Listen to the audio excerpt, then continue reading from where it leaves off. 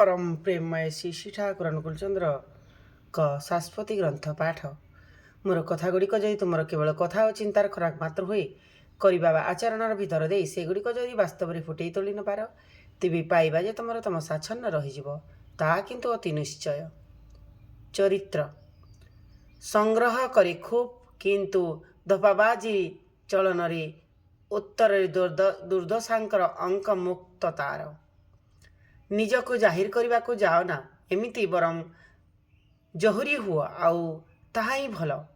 जो माने केवल निजर जय बा ख्याति रे ढोल पिटंते से माने किपरि लोक संदेह रे भय रे मध्य किछि किछि जो माने अन्याय करी लुचांती न्यायर बहाना रे से माने अन्य को जेतेबेले संदेह करंती वास्तव रे प्रमाण पाइले मध्य ताहा अविश्वास ही करिथांती निजे संगे मिलाई।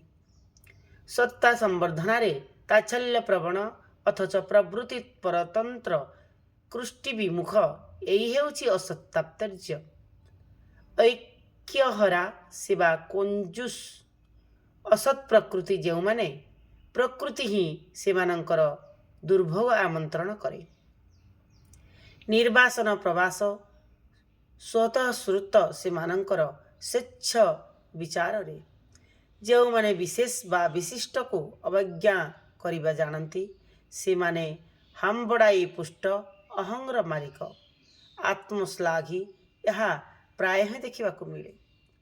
कुश्चित चरित्र बा हामबड़ाई मूर्खतार आसन रे अधिष्ठित जो माने अन्याय भाव रे नेबार अभ्यस्त कार्य रे खिलाफ करिबा जो मानकर स्वार्थ सहज चलन ही जो मानकर अपचय से मानकर कृतज्ञ अवदान तो नहीं ही कुचर्चारत होई अकृतज्ञ आच्छादन रे दाता को कलंकित करवा ही धातु ग्रास करे सेमान निजर अन्याय ग्रहण को घोड़ाइबा को फंदीबाजीर कौनसी त्रुटि ही करिना एई सांघातिक चरित्र पाखरु सावधान हुआ नचेत अकारण वेदना पाइब पुरस्कार।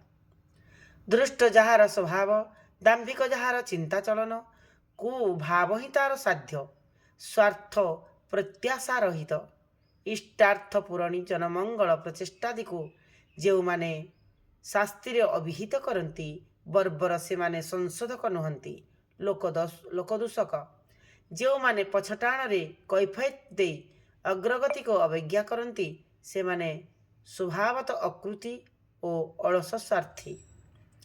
जैव संस्थिति रे दैन श्रम विमुखता इंद्रिय परायणता अनैष्टिकता एगुड़िक जे ही कौनसी चाही